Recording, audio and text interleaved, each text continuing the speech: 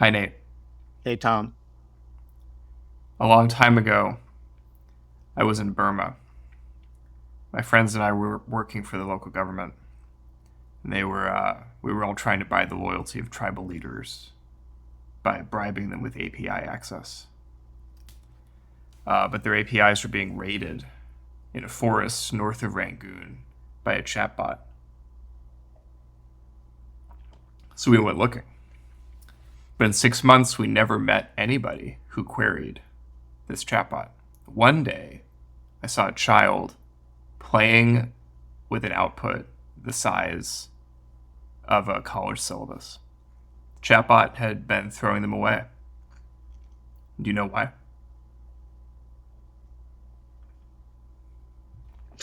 I have no idea where this is going. It's because he thought it was good sport, because some models aren't looking for anything logical, like utility. They can't be bought, bullied, reasoned, or negotiated with. Some models just want to learn. Yeah, they do just want to learn. I don't know if you know that's a popular meme kind of going on in the valley right now, or is that just a joke that you came up with? I'm aware of the meme Okay. discourse around it. Okay, yeah, the meme is that the models just want to learn, so everything's really easy. And welcome to the retort. I think we'll kind of bring two different energies today. I'm fired up about GPU nonsense, and I think Tom's a little concerned. So I might do some ranting, and then Tom will actually get to the deep questions. You have anything you want to say at the open? We're going to talk about the New York Times open AI stuff, I You suppose. go ahead. Let's Um, let's let's start venting. I'm essentially just really annoyed with people that don't have a lot of GPUs not using their GPUs. Well, as you know, where I work, it's just like there's literally we don't have enough GPUs at AI2. That's like the critical weakness. And there's literally just people sitting on GPUs inactively for months at a time. So going on the background of this recording is just oh the little cacophony of discussions. I started by essentially sending messages both to the GPU management infra team and my team, being like, we can't afford to be bad at using GPUs. This is essentially a PSA for anyone listening that works at a company that doesn't have a huge GPU allotment, which is you need to be better at using them because all these companies with tons of GPUs are also more efficient. And it's like, you're just going to lose. We're just going to lose if we don't figure this out. So it just kind of feels like a prerequisite to doing anything. But the problem is we have freaking grad students, and grad students, they're incentivized to abuse any lax policy. And it's like, if I was a grad student and you told me there's no policy, I'm just going to abuse things. But they're like, we want to be nice. So whenever the infra team says anything, they're like, no one listens to the infra team because they don't have to, but the infra team knows what's going on. And all the team leads are too busy to make any decisions. So this is essentially just going to be something that I just need to push to the top and be like, if we don't do this, we're not accomplishing any of our goals, which I actually think will work because the new CEO kind of understands these things. But I just didn't expect it to be as bad as it is. It's just like this is what happens when you have no policies. This is the downside of being in an academic landscape. There are no rules and it's a free for all. And working in AI these days doesn't you don't build good things in a free for all. You need a little bit of structure. So I'm already fired up. We could transfer that to grim predictions for 2024. Happy New Year, everybody. Yeah. 2024 is here. So, yeah, Nate mentioned I was concerned, maybe a bit wary, maybe a bit anxious, but that's kind of both how I often feel, and I think also kind of warranted in the present moment. Uh, I was chatting about this briefly before we started recording.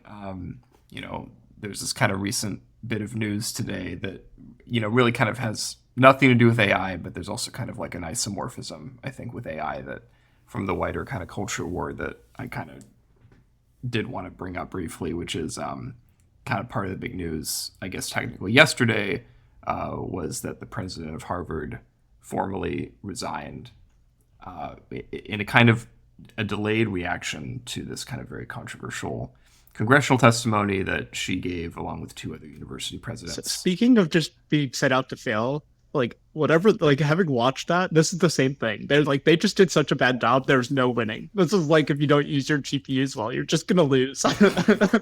So it didn't, right. I didn't really want to, I mean, I didn't mean to get into the full context of the testimony itself. I did also think it was a disaster. I'm not the only one who thought that it was a disaster. My mother was a university president, so I guess I feel somewhat entitled to make a judgment like that. She would not be caught dead saying anything like that in public or in private, or thinking it for that matter.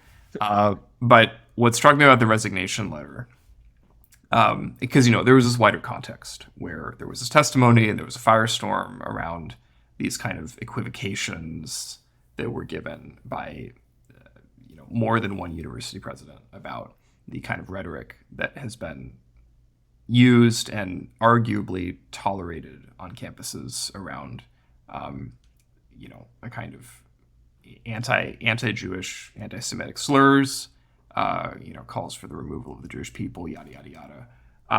And what's interesting in the case of the president of Harvard is that this kind of has bled into this kind of larger controversy around, I guess, her academic record and her possibly having plagiarized certain passages of her thesis and also some of her publications.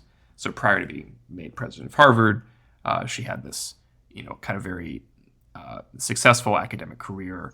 And it turns out, upon further review, that some of her writings have been, I think the word that's been used is a bit sloppy around not adequately citing things that she has actually Doesn't quoted. everyone do that? Like Well, what, especially when you're early on, it's like you just like get the so this is job again. done. So I want to clarify why I'm bringing this up because I'm not looking to stoke any kind of fire or even like attack either this person or even anybody who is involved in the matter because that's actually my point is that I was struck in as I went into the details of this like it couldn't help but prompt reflection from me about like the practice of research such as it is in AI, academic and otherwise. The fact that, and we've kind of played with this a little bit in previous episodes, like standards of peer review are complicated, I'll just say, in AI. They kind of seem to straddle norms on Twitter on the one hand, and then just sort of like uploading things to archive when you feel like you're ready to do so on the other. Neither of which really counts as peer review in the traditional, let's just say 20th century, mid to late 20th century sense of that term, right? But this is just sort of the world that we navigate. And so there's a whole bunch of downstream effects of that related to, are we as careful as we are expected to be or could be about how we cite things or how we don't cite things or how we take influence from other people. Everything gets kind of sucked up into the jet turbine engines of like your Twitter profile or whatever platform you have. And we're not as what's the word, punctilious about attribution as maybe a lot of us should be. Anyway, this person got called out on it, and it kind of started to steamroll. Of course, I don't know the details here, but she finally did resign formally. This letter was released yesterday, and on top of which, the kind of cherry on top for me was reading, because I read the letter, and there's a passage here where she says, and it is kind of moving, but the language later in this paragraph is what struck me. So she starts off saying, "I believe in the people of Harvard because I see in you the possibility and the promise of a better future. These last weeks have helped make clear the work we need to do to build that future." And then she writes to combat bias and hate in all its forms, to create a learning environment in which we respect each other's dignity and treat one another with compassion, and to affirm our enduring commitment to open inquiry and free expression in the pursuit of truth. I believe we have within us all that we need to heal from this period of tension and division and to emerge stronger. I had hoped with all my heart to lead us on that journey in partnership with all of you. And then it kind of continues. So what struck me about that language, this is very much me talking here, is that it both like it's in a sense I agree, of course, with like a lot of these words, but in another sense, it's this very particular kind of semantics of like very abstract value claims and obligations or commitments to removing things like bias, which like it's not remotely clear to me in practice often even what these commitments mean. And what struck me in reading that specific portion was I could have copy pasted that entire like better part of that paragraph, posted on Twitter and passed it off as like a hot take in AI ethics. Like on any given day, you would just see like hundreds of posts to this effect of like, we're all working towards this civilizational commitment to remove all forms of inaccuracy and systemic prejudice, and the AI is the frontier of this. And so I'm bringing this up just because I think we're just now at a point, and I think 2024 is not going to make this any easier, where most of the kind of ethical, political, institutional controversies in our world, the world of AI, are directly isomorphic with this kind of larger zeitgeist Did of the culture war. did you read No Opinions piece from today or yesterday? It's like I definitely. Well, go ahead. I it's like think I did, but toward a shallower future. It's kind of like I I forgot mean that was the the title. point of the thing is about how like most of the arc of technology is motivated by removing hardship, and it's like kind of points to like this might just be what's left. It's the type of thing that it points to. I mean, that's a great article. We should link to it. Mm, And it's just like, yeah, it's yeah. I mean, this is also. I don't know if I've said this yet, kind of on the pod, but this is sort of what's always both attracted me and repulsed me about the issues in AI. You know, that when I made the decision many years ago now to design my own interdisciplinary degree, doctorate degree, terminal degree, that felt very risky to do. Like it basically violates every academic norm of like you aren't in a discipline. You have to be disciplined. You have to toe the line. You have to learn the methods. You have to cite the right works. You have to obey and follow your committee and the established hierarchy of what is taken to be expertise. But it was so obvious to me, I guess, even then, that all of these different questions about society, about politics, about ethics, about culture, about the good, we're just going to get sucked into this fan of whatever criteria were used to optimize at the time a convolutional neural net or in deep learning. I just was like, basically everything is just going to come to a head here, and so it doesn't matter. Like it just there were our semantics around all the different shades of meaning that different disciplines have kind of used to kind of populate and make sense and cut corners and equivocate and sharpen their knives are just getting leveled in the face of the issues in our world. And I'm not really sure concretely what to do about that. I don't want this podcast to just turn into a politics podcast. Or some kind of like just, hey, here's what happened in the world this week that I think is interesting. Let's just talk about it kind of a thing. But I think implicit in the kind of idea that AI is alchemy is this idea that what's happening in AI is these claims to be birthing a different kind of world, a different way of being, either in ourselves or through these machines, which may or may not be sentient. And that's a whole axis of debate, of course. But I don't think this issue is going to go away. I think this kind of, I keep calling it this isomorphism between what you see in the headlines and what plays out in AI. I think it's just going to continue. And I guess this is just me articulating a commitment that in this podcast, I'm going to approach that with a spirit of magnanimity as much as possible. So I'm not going to ignore it. I'm not going to ignore the parallels. I also will not indulge them. And wherever possible, I will look for a way for me, to address them and make sense of them with a generosity of spirit to all parties involved. yeah, I mean, that's what I think we need to do. That's kind of, I wrote a blog post today that essentially said that. It's like, we did 2023 and it was a little bumpy for people because people didn't realize it was going to just be a total chaos sprint marathon. But now we know that's just life because AI is becoming as big as the internet, and the internet is pretty much touches all of society. And it's like, if that's going to be the case, like we just know that 2024 will be like that.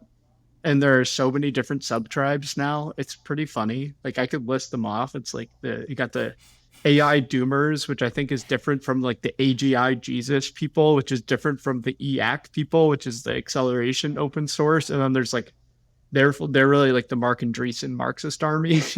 And then there's other sub things that people are trying to say, like a techno pragmatist or AI optimist. And I'm like, I don't really affiliate with any of these. So I'm kind of like, I'm the E/science group, which is just people that want to understand things and try to drive decision making based on understanding and just have like a principled life. It's like the E scientist slash stoicism group, but I have Mm. all of like three or four people that I feel like would sign on to that. So maybe the splintering so to such a great extent is a good opportunity for people to be like, look, like everyone's got a team. We just need to understand that like they're just people and they probably want AI to do good for the world too. Some people want to make more money than others, but I don't think the people that want to make money are normally that motivated. And it's just like we people have the same goal at the end of the day. It's just like the methods that change.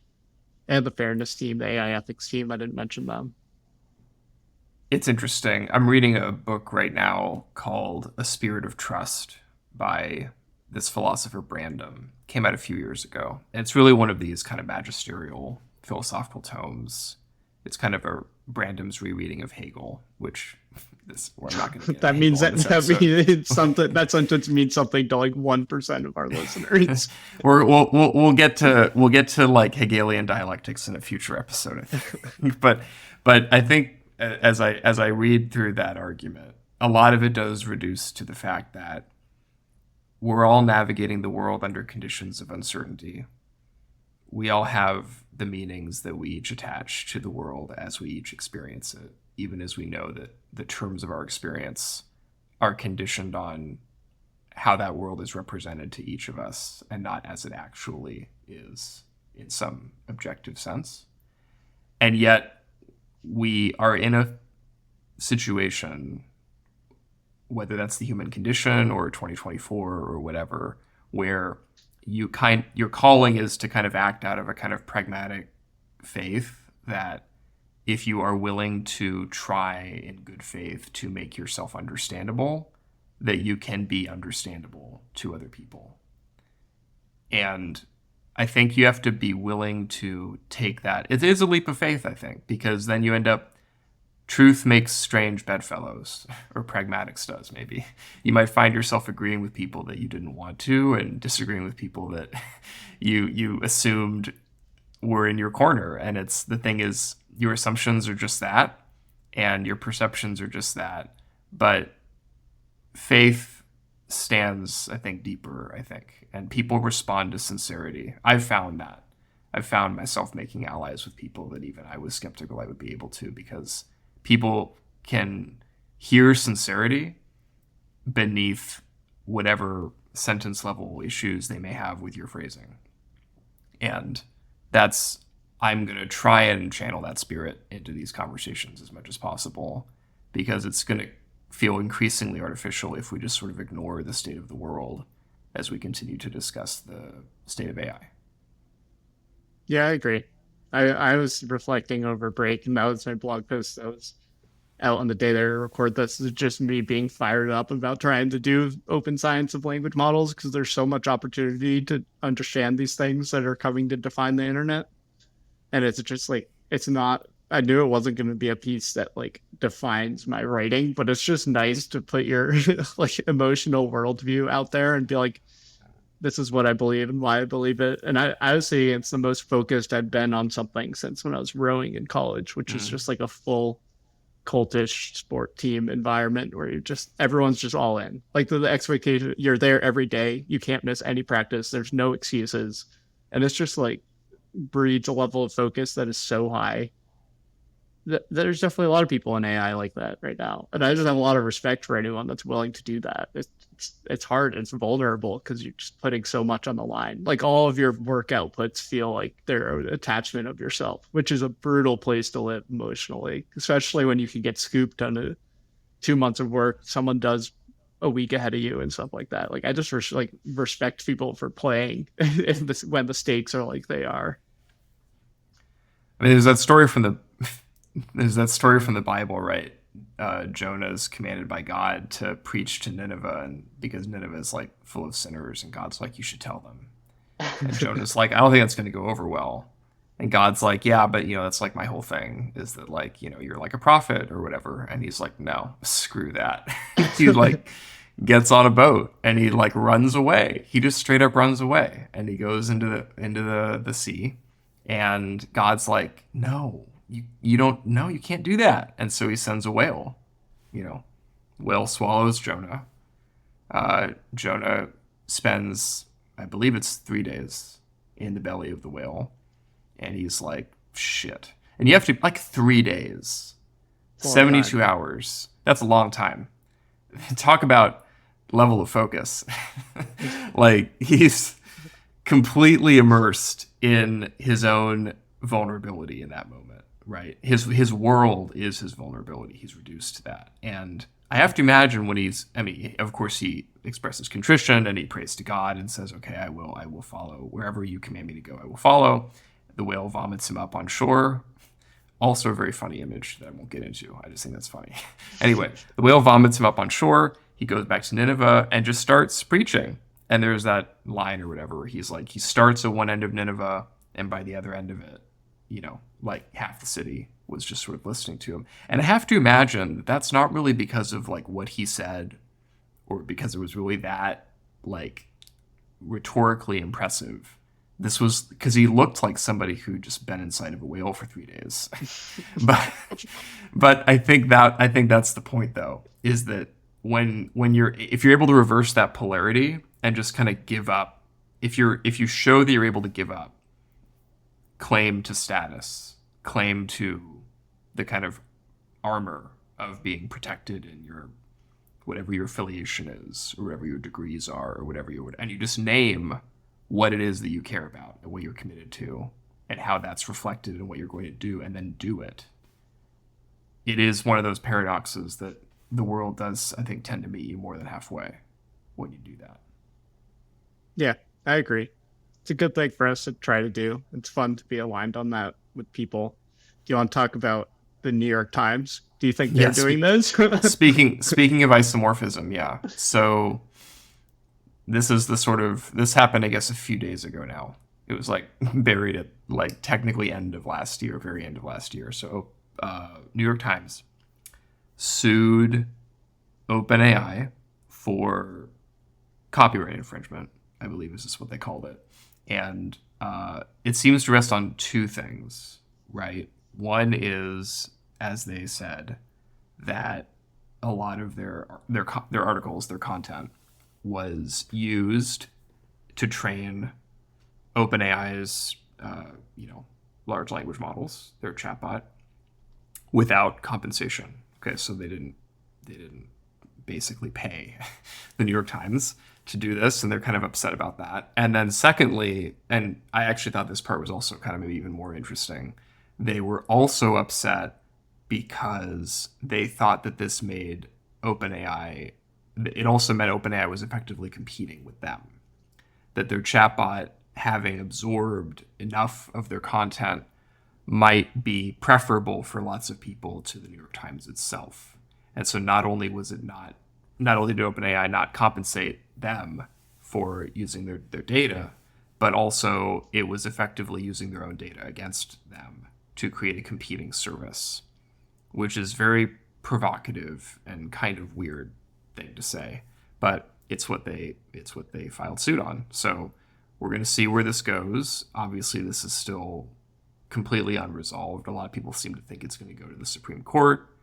It's a weird kind of localized corner of copyright law that could have large legal implications for how we, frankly, I mean, Nate already alluded to this, but basically, like, if chatbots are going to be upstream of what the internet becomes in a few years or 10 years from now, it seems like these sorts of fights matter. I guess this is my take, is that I think this matters because if nothing else, it's going to force the law. It kind of calls the law's bluff on a lot of this stuff to kind of actually make explicit if this is okay, why, or if it's not okay, why, or to what degree is it okay. And that's why I think it matters, because I think personally, and Nate, you might want to go more into this yourself, but there have been some I kind of have, teardowns I of have a this lot of lawsuit. silly takes, Yeah, Dad. but and we'll get into that. But I think just my TLDR on my position is, I think this matters because unlike last year, I think the chips are kind of starting to be put down now about what do we begin to think is at stake with these models and how they're being trained and what it means for other kinds of services that these new fangled pieces of infrastructure are going to change our relationship with at least the internet, if not the media, if not, lots of other activities. Yeah, I agree. It's a good summary. I think there's other context that makes one more able to have the cynical take, the internet take, um, or like the pro internet take, so to say, which is like a few weeks before this, OpenAI announced that they had partnerships with a bunch of like B tier, potentially fake news German publications. Like I don't even want to name them, but like there's essentially paying these publications to access news articles. And I think what is probably a reasonable assumption is that they were also in negotiations with New York Times as well for the same type of thing. And this is the negotiation on what value is attributed to media outlets from the AI orgs. We've seen Facebook and Google go through this. They've removed news from certain companies because Facebook and Google aggregate demand. And so like there's a person to go listen to on this stuff is Ben Thompson, really, but like they have all this demand, so the media people have no power. Like the people go to Facebook and they see news there, so it's beneficial for the news to have their articles there. Like Facebook shouldn't be paying them, and this is the same thing with ChatGPT. It's essentially making the issue big enough that they're hoping the legal system punts and saves media organizations. Otherwise, they need to reinvent their business model, and it's already a dying ecosystem. Like compared to how many functional and profitable news organizations there was before the internet, like it's already a culling. Like the New York Times is like the NFL. They're like Taylor Swift. They are so big. Like they're so big. They're an anomaly. Like you can't compare the rest of the media ecosystem to what the New York Times gets from ChatGPT. It's like what is the Providence Journal or like the Boston Globe gonna do with these things? Like those are the players to look at because it also doesn't really matter if everything dies except for the New York Times. It's like okay, the New York Times keeps writing news, but the whole economy of media is dead. So I really think that like part of the lawsuit is trying to escalate like should media be protected by law in a way that isn't really fitting into copyright because I kind of buy the whole argument. It's like what's different from a language model reading every article and a human reading every article and summarizing it. Like the language model is just better. And there's arguments like, oh, OpenAI is encoding the New York Times articles as software that it's distributing to the users. And it's like, no, it's data. It's not the like they're not encoding it as in the software anywhere. It's just like part of this process where it aggregates them all down and distills them down with billions of other things into part of the software stack. So I kind of reduced to the thinking that they're deciding to punt this issue to the government because they were going to lose otherwise.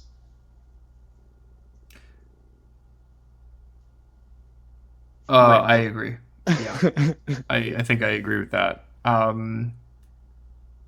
I agree with it probably so strongly that I don't really actually know if there's that much more for me to It's say like I on also that point. linked to this article in my blog post. I didn't read the whole thing, but there are good articles that essentially say this stuff. I don't like I had skimmed you it. read this Yeah, one? Like I it's skimmed saying it. This is that the what we Tector. said Yeah, in yeah. detail.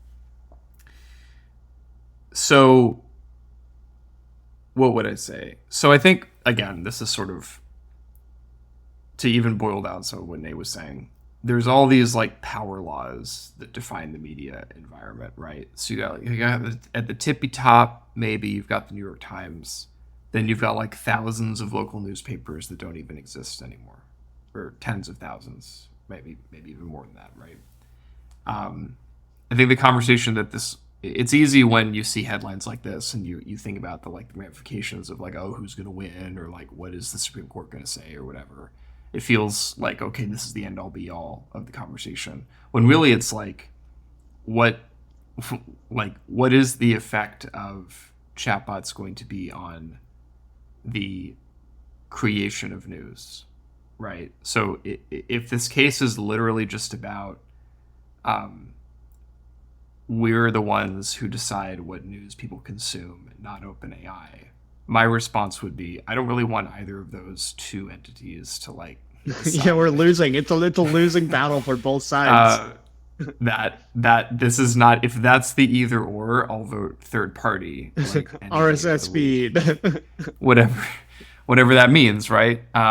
And so I think that's this to me. I don't really have any well organized thoughts on this. I mean, I if I actually made myself think about it, I probably would. But the interesting question for me is like, there's probably like lots of low hanging fruit by which generative AI applications could even revivify local news or help us like create business models for news generation and distribution that just weren't possible previously, because it's just become so prohibitive. It's just become so cheap to just generate content by default that I'm sure there's just lots of interesting ways in which the media ecosystem, not in like a, mob rule Twitter type way, but in a somewhat more structured way, there could be different rules by which I could read, a number of things about like what's going on in the world that's just not refereed by either OpenAI or the New York Times. But that's where I would like this to go. That's where I want that conversation to be happening. I don't think we can trust the law to solve that issue for us. Seems like something entrepreneurs should get on. I don't know how much money there is in that though. Yeah, this is a pretty run of the mill generative AI discussion. It's like the problem then is like it's hard to people like to trust individuals now. Like creators are where people get most of their information and content from at the smaller scale. And it's like, how do those people break through when there's literally just AI generated TikTok accounts that are Mm-hmm. popular? Mm-hmm. I don't have the answers, but I do think that there is opportunity. Like the cost of labor is just so low. Today, as a gag, I kind of set up. Did you ever like you're in sociology, so you might not have had to do this, but did you ever try to record like these 3 minute videos for your research and submit them Yeah. to a conference? Like no Well, one I watches those. once I joined AI, I did. Yeah. That's just ridiculous. And Yeah. also like the industry events as a grad student, they make you submit a 1 minute video. So I essentially just I've been working on making my blog have audio and video that's AI generated. So I just made a script that takes Google Slides and literally just narrates them. Like out of the box. And I wrote the script, but you could do it with ChatGPT, and it's just like I just made a video in like 60 seconds. It's like I no longer have to do that. And it's just like there's all these problems that are just hilarious. I think that's a more useful solution because it's like getting around homework that shouldn't be assigned. And we just have so many things to learn. It's like we can't make any final declarations on what generative AI will or will not do.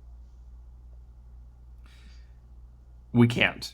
No. And there's a danger in a possible case like this, depending on how high it climbs, which is, I guess, it's the kind of the cousin of what we saw with the EU, which is you get a series of very, very, very high level regulations that are trying to get ahead of an issue, but in a way that either remains vague and therefore easy to skirt, or puts constraints that are kind of not targeted well with respect to the actual issues. And it ends up just causing a lot of headaches. I'm kind of reflecting back on a lot of conversations I've had about GDPR over the years. Now, that may or may not happen again with the AI Act. I guess we'll see. Uh, the EU is very active in these conversations. It's a very different approach to oversight and regulation than the US has had. Yeah, I agree. Yeah, it's like this whole New York Times silly thing. Like it becoming big is ultimately probably bad. I think it's like there's also a lot of it about how the New York Times was able to get exact copies of its passages out of GPT, ChatGPT or whatever, and it's just like Yeah. The memorization is an interesting technical problem. Like as it works now, generally people think that it's like if you see a piece of data more than once, but like not too many times, it just gets memorized. So if you see it like 5 times, like if during training it sees a snippet of text like 5 times or something, it'll get memorized. There's this weird sweet spot with how the language models are trained, and it's just like yeah, New York Times, you don't have any grounds to comment on like whether or not this model is memorizing something. Like nobody in the technical level really even understands what model memorization is. So using that in a lawsuit, I just find to be totally hilarious. And there's like the Twitter discussions of like, I'll pay $50 to somebody that figures out a prompt to plug into ChatGPT to get the New York Times things out. And supposedly they had to use special prompting to get the memorization. They're probably like telling it to recount exactly. It's just like, guys, we are being so silly. Like all of this is not going to work in 6 months, and it's going to be totally different. So what are what are we doing? Yeah, we'll have to see what happens. I mean, the other thing that was brought up, I think, in the Tech Dirt piece that I thought was a good point is the fact that the New York Times itself does not really do a great job with attribution or a very consistent job. Like there's a whole bunch of ancillary or secondary or preceding reporting that a given New York Times piece might be relying on. Or another good example of that might be like Wirecutter, which, they do their own tests of the products, right? But they're also drawing from like lots of testimonials that people who've also tried out those products have done, and then providing their kind of expert level, like here's our holistic assessment kind of thing. And so the other response is to say, well, New York Times, we'd like to support you in this lawsuit, except you also are kind of guilty of a lot of like the lack of attribution or compensation that you're accusing OpenAI of. They're just kind of better at it, or they're automating something that you just sort of let your reporters have discretion over without compensating them either. So one interesting outcast of this might be that the New York Times and maybe by extension a lot of like traditional media outlets change how they report just to seem more distinctive relative to what chatbots can do. Even if they don't get money out of it, they might just have to start behaving and reporting and compiling, and a lot of journalistic norms might shift. Not necessarily because that would improve them in some kind of traditional sense, but just because it would distinguish them in this new media environment. Yeah, disrupt them. Continue the disruption. Disruption. Like I don't read much New York Times. I don't read any New York Times. I'm skating off of a free Berkeley subscription still. And I don't like I very I am rarely read an sorry. article. Like I play the connections Yeah. game.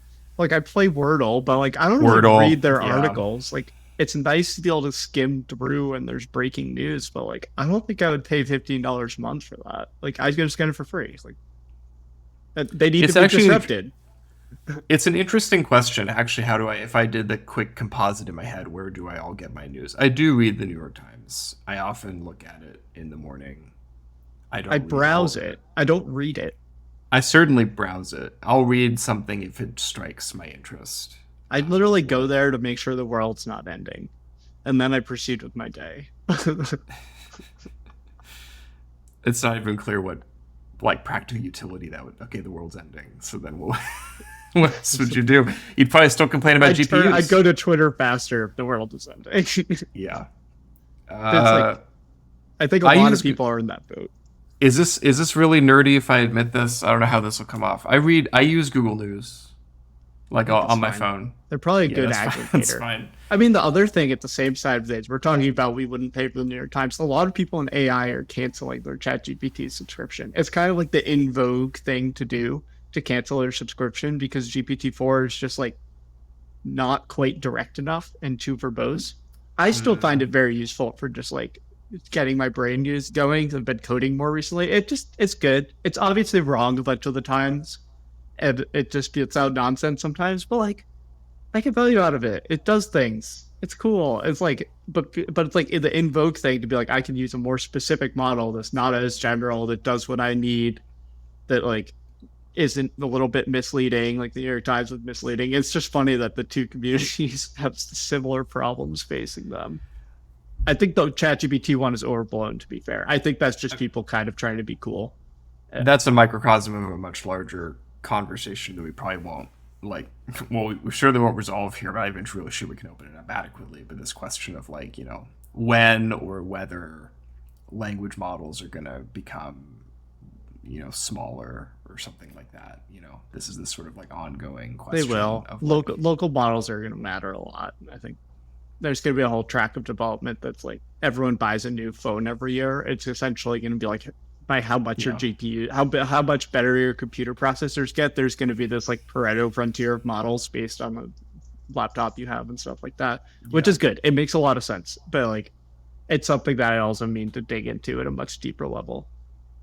But what you're describing is sort of more this like hipsterish gesture of like, I don't, I would rather use this more specialized kind of model rather than this larger one.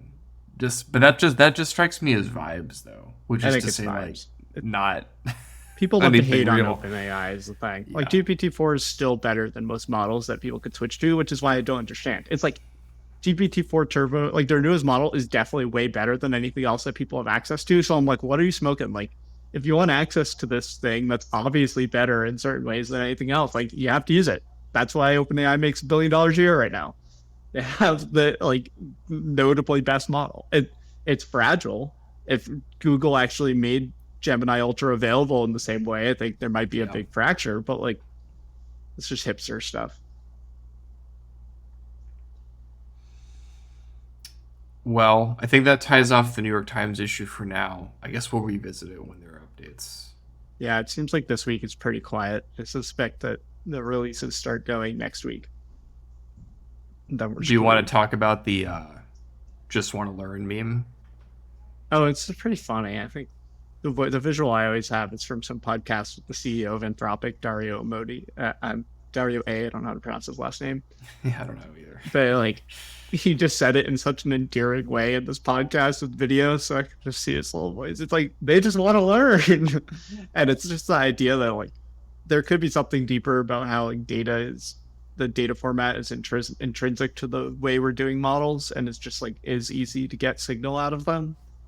But it's just why it's a crazy year in AI right now. It's like if you focus on something, it's easy to get performance out of it in that direction if you're focused and willing to do some work. And that just means there's a lot of progress to be made to just rewards people to do it. It's just really fun to say. I just think it's a fun saying. Just How does he say it? I've not oh, I seen don't like. like the intonation doesn't matter. It's just a fun meme. Like they just want to learn. Like it's just fun. Like these little cute language models that we shouldn't anthropomorphize because they're gonna be conscious, sentient beings one day. So like, Yeah. oh no, what are we gonna do? We said they wanted to learn and now they do. It's like it's fine. We're not anywhere close to that point. Like let's just have a good time. There's probably something. I suspect this is maybe a lukewarm take. I suspect that there's going to be something deeper that we're eventually going to get better intuition about for where that is coming from, because I suspect that it matters somehow. That there's maybe something about the a way in which we communicate with each other in text or otherwise that has this kind of there's an implicit potential for like a curriculum in it that makes it so that like once you just suck up enough of it, you're just able to suck up more and more of it. That there's just something compositional about it that we don't even understand because it's some like new horizon or some new frontier of like linguistics that we just haven't even been aware of because there's this amount of information was not able to be compiled in the same time before. I don't really agree, but I would find it very interesting if I was wrong. I think it's just like you throw a lot of compute at a really complex probability distribution and you could actually kind of get some signal out of it. It's just like, So that's syntax versus semantics, I guess, is where yeah. to be continued on that front. Yeah, Uh, Anything else going on? Do you have any New Year's resolutions? kind of. I don't really call them that, but I'm trying to just be less sucked up into the noise. Like basic things like meditate and like just do more actually building things and just not converse as much. Just fine. Not a big things. Try to be happy and continue the path. Do you have any? I don't. I have commitments. I think I already named them earlier in this episode. Kind of the way I'm going to handle this impending shitstorm of news that I think is going to define the year, and how I'm going to process that, not dissociate from it, but integrate it in a way that strikes me as having like some kind of integrity. I also should meditate more than I do, but that's not new. It's just a Yeah. common denominator. Yeah, I do like TM a lot. It's interesting. You and I've never actually like compared notes on this, but yeah, I find TM to be much better than other approaches for me because I need to have like the mantra as I kind of use it to lose it kind of object. That's very helpful for me. Yeah, I've never really tried the transcendental. I've always been in the mindfulness thing, the study of the mind, the nerd approach. Maybe it's more of an engineer approach. I don't really know. I feel like we've had this discussion before. It's good to Maybe we just have have. people sit down and be intentional. Most of my views around these things just simplifies as time goes on. It's like fairly obvious. It's like move your body, do things that make you not stressed, be happy.